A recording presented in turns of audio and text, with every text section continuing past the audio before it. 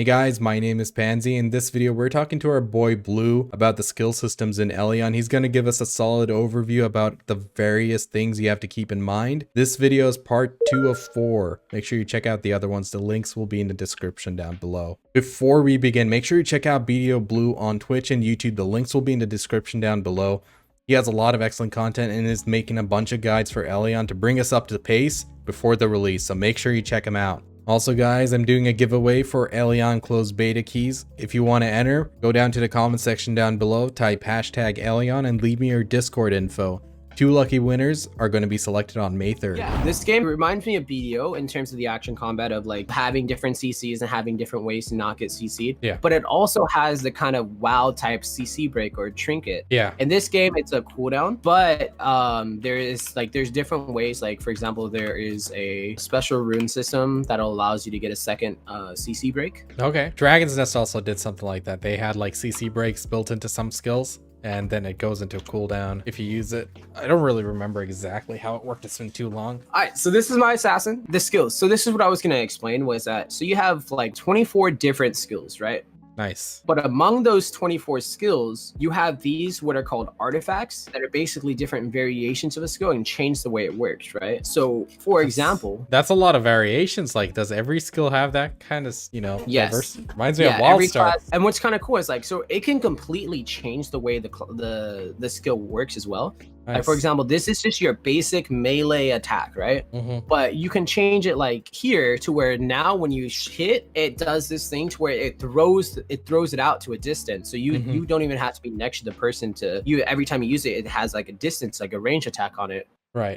And then you have like skills like this. This is like your second slashing attack. Okay. But it has a little bit of a distance to it, but not that much, right? Mm-hmm. But then you can have the ultimate version where you have real distance. So some players will start to use that as like extra ways to be mobile. And then you have a skill like, say, this skill right here, which is kind of like your eviscerate from WoW or your execution skill. Right. The way that this skill works is that you have these things called combat points. So when we're looking at those variations, do you have to, if you want to get the last version, do you have to get all the previous versions? No. So the way that it works is your first 2 tiers comes for free.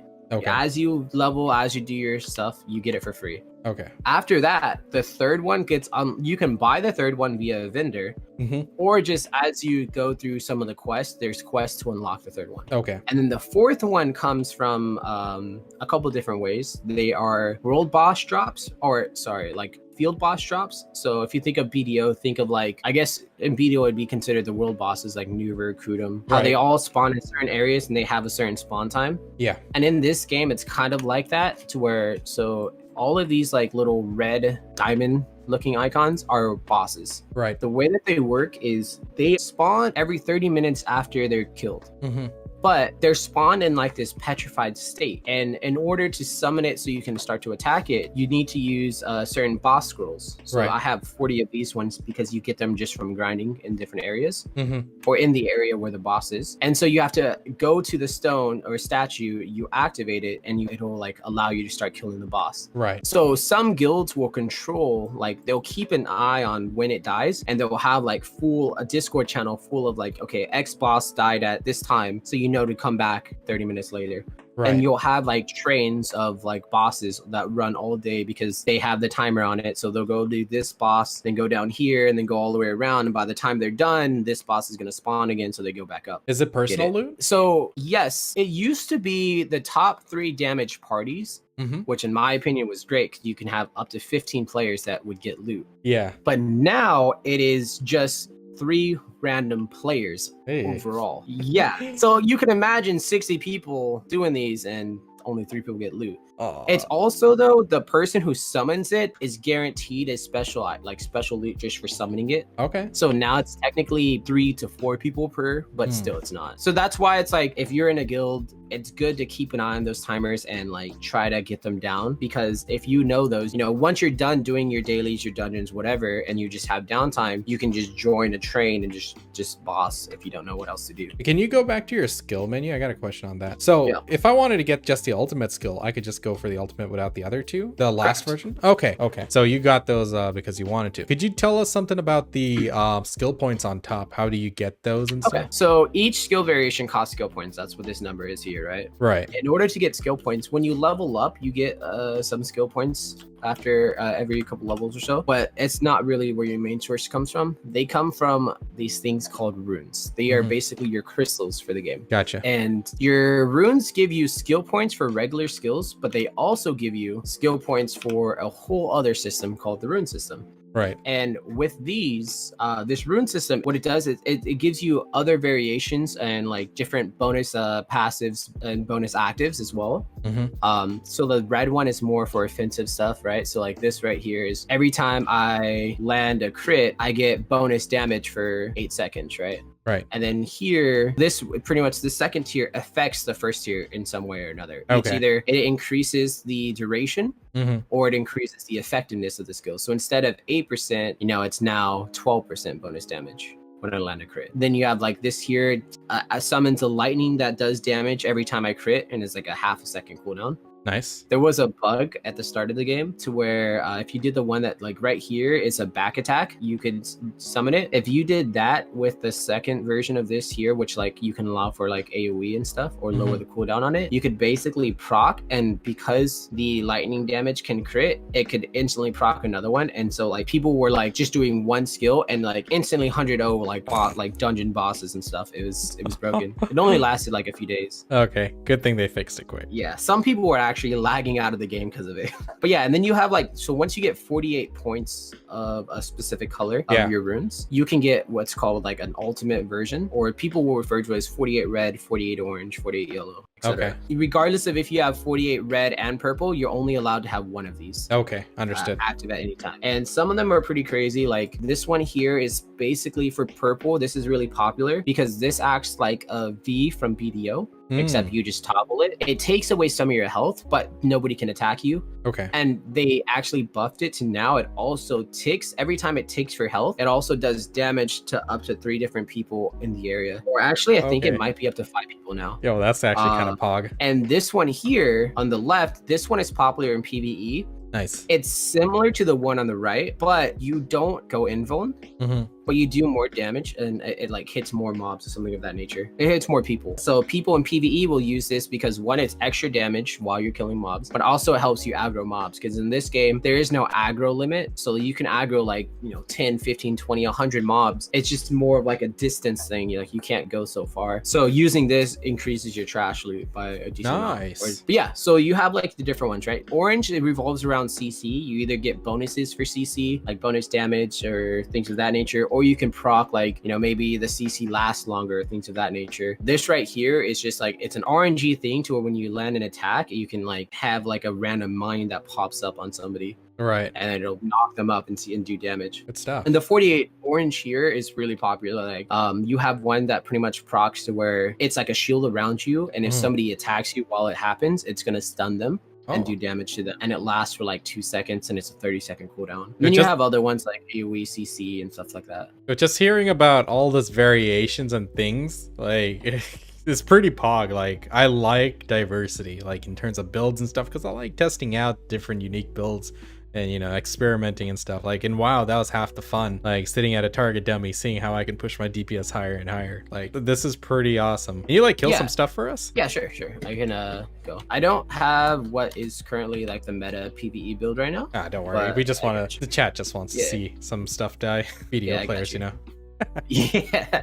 So you can pretty much go aggro as many mobs as you can. Nice. Right.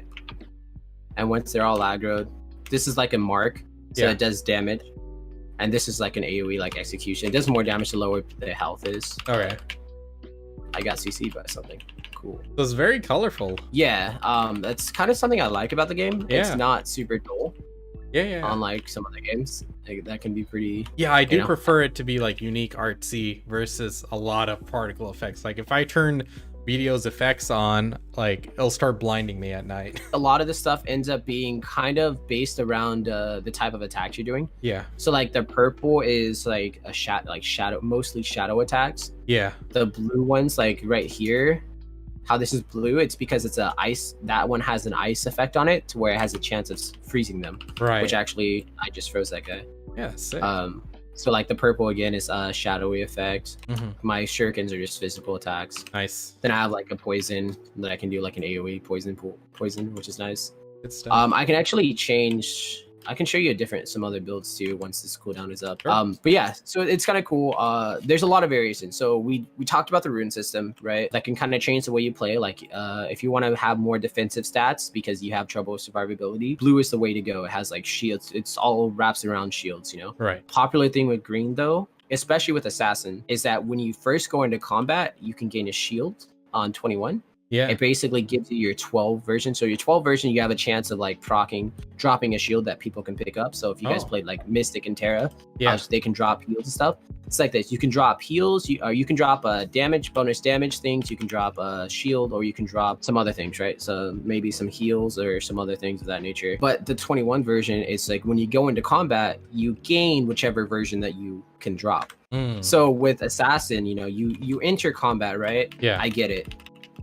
And then there's a cooldown. So as you can see where my health is on the bottom, there's like a little gray part for my shield. Yeah. There's a cooldown to it, but like at any point I can go out of combat and then I can re-enter combat to get the shield up again. So it's like kind of like this cool little system to where like with stealth mechanics, since it deactivates your combat or gets you out of combat, you can kind of like cheese some of the stats. Like there's some that like give you bonus crit, give you bonus damage, bonus healing, things of that nature. So as you can see here on the right, these are the different builds you can have, and these aren't pay to win. So like you can just pay real gold, just in-game gold, to unlock more slots. It just it doubles the price every time. So 80 and then 160,000 and 320,000. But that means you can have, you know, up to 8 different types of builds. So if you have a PvE build and you want to swap to a PvP build, you can, and you'll be totally fine. So this build right here was all about like doing like kind of counters and CCs. Yeah. So the way that this worked was like, so this eviscerate skill or the assassinate skill or execution skill. Right. Now instead it TPs behind them and does an attack. And this right here literally allows me to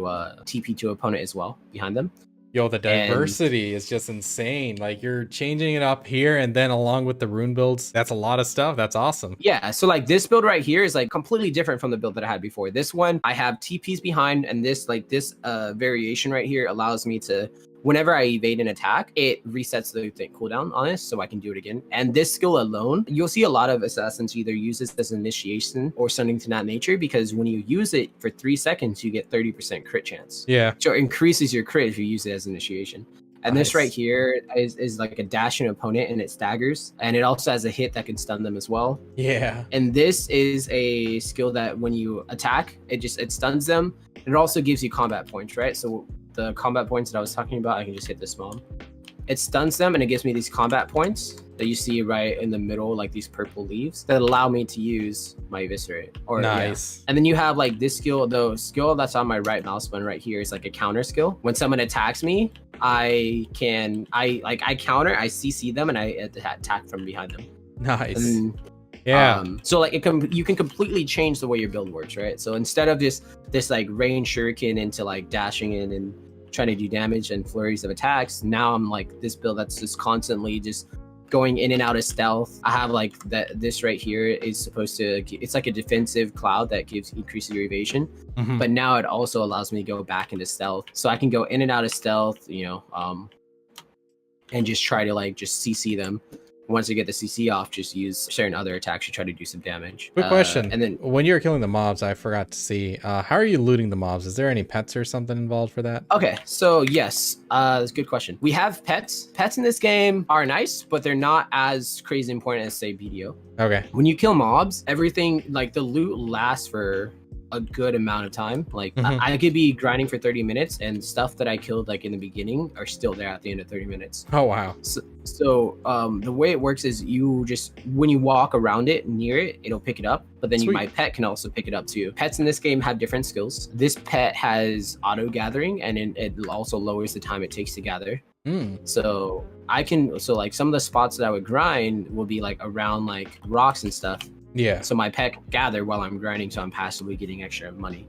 Right. That's why like you have like this special little bag for gathering or life skill materials. That's why mine is like filled up to the brim. with different things. So it's a one pet out at a time? I believe you can have up to 2 pets now. I don't know exactly. They added it after I kind of stopped playing. Okay. But there's a way to have 2 pets now. Nice. To answer some questions that some of my chat was asking, multiple characters get the lightning bolt on crit. Yes, so the rune system is completely open to every character. So everything that's on this crystal or rune system, every character can have. So normally you don't actually have to like take skills off your hotbar to quick swap. But there's been a bug in the game and it feels like they never completely fixed it, because it happened to me yesterday, to where if you have stuff on your hotbar and you're switching to a different build, if you have a similar skill on the hotbar in the new build, it won't completely switch everything over. It'll bug out. I don't know why. I'm not sure if it'll ever fix or when it'll fix, but yeah, so I can kind of show you guys the Katarina build that I was talking about earlier. You have this spin to win kind of thing, to where, you know, you can aggro mobs. You pull them and you just spin. Hey, where did those meteors come from? Okay, so that actually comes from my rune system. So everyone can be a rat class. The meteors? I mean, so the thing about the rune system, so the meteors are RNG. So this yellow tier is called Destiny. It's got a lot of RNG in it. So like this right here, every time you kill a player or mob, you have a 2% chance of some of these giant meteors that do like 700 power damage and knocks down. So I like to use it in PvE because like if I get it, that's really cool. And then also in PvP large scale, it's like if you get it, all of a sudden you just see these giant meteors coming down and like could kill some players. And it's fun. Yeah, someone in chat was asking why there were different classes showing up in the tooltips. I'm assuming that this rune system is common for all the classes, like everyone, but the skills are individual to each class, like the kind of effects you get on your skills. No, so the rune system, all the effects are exactly the same on every class. Exactly, that's what I meant. So like in the previous screen where you're showing the individual skills, or you can change the type of effect, yeah, that one. This one is individual to each class. Correct. But the rune tree is common. Cool. Right. Then you have for those of you guys who love variety, let me get somewhere safe, and then I can show you even some more variety you can have on your builds. So what's the use of those gliders? So gliders, there's multiple different versions. I just have like the basic upgraded version. Okay. So when you glide, if you're at a certain distance from the ground, like a height, you can like use this special thing where you glide up. Yeah. Or dash up. This just helps you cover more land faster in a way. That's good. Like especially if it's like a giant, if you have to jump off from a rock, right? It's not over the top. Like there's some games like in Arcane where you're like freaking flying around crazy. Yeah. Yeah, you can't really do like combat with gliders for the most part. In your barrels and stuff, it's not arcade where you can use skills while you're on your glider. Okay, so the other variation that I was going to mention is the Sephirot system. So this system is a whole other beast in and of itself. I'm going to show you guys the UI like this, and then I'm going to open up Invent. But basically the way that this system works is you start on one of these 3 areas. These are ultimates that are for different classes. Okay. Different classes. Some of these have the same regardless of the class, right? So this I believe is the same regardless of the class. I could be wrong, but if memory serves me correct, this one is the same. This one is like this thing to where you get in this defensive ball type thing, and then it does like damage to mobs or damage to people around you like that. And it's called your ultimate. So if you look right here where my T is, that's the ultimate. This you get like the I guess you can say the source for your ultimate by being in combat. So whenever you're in combat, you can gain it. If you stay out of combat for too long, you start to lose it. Okay. And then this one right here, this one is the real actual defensive one. So this one is showing you what it's like for the different classes, right? So that was Gunner. This is Mystic right here. This is Warlord. Think Elixir of Thorns, but with a shield. This is, I want to say, Assassin. Yep. And now this is Slayer. Yep. So Slayer, you can have like this like, kind of clone that attacks with you. Elementalist has that giant ice barrier. Gunner has this giant healing pyramid that if you go in, you can heal up. Mystic is Janna from League of Legends. Yeah, it's funny though because a lot of these are actually like basically ultimate versions of some of your regular skills. So like Assassins, it looks like what it is actually so many skill variations. I forget which one is which. Okay, with the hotbar is, it's actually your shroud. So let me show you. It's like this shroud that pops and like gives you evasion while you're in it. It looks like it's a lot bigger and possibly higher stats to it, right? Nice. Oh sorry, this one here. Yeah. And then the one on the right is damage, just straight up damage, right? So you have your, that's elementalist. Then you have what looks to be gunner. Gunner, yeah. This is mystic. Rat class. A giant sun. And this is assassin. Or no, that's actually warlord. Looks very like assassins. That's assassins.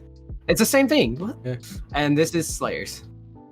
Which that's actually a skill that Slayer has. Yeah. But it looks like it's just stronger and better, probably better. A lot of players actually will not end up using it sometimes. Like a lot of times you'll watch like PvP videos where they'll have it, but they won't use it. That could be due to a few things. Like there's some of these. So the way that this works is once you select where you want to start, you're free to move around wherever you want. But you just have to connect. So you have these little tiny dots connecting to these bigger circles. The tiny ones are just like passive stats, like say bonus crit chance, bonus accuracy, bonus critical damage, or over here you have like bonus HP, right? Bonus stamina.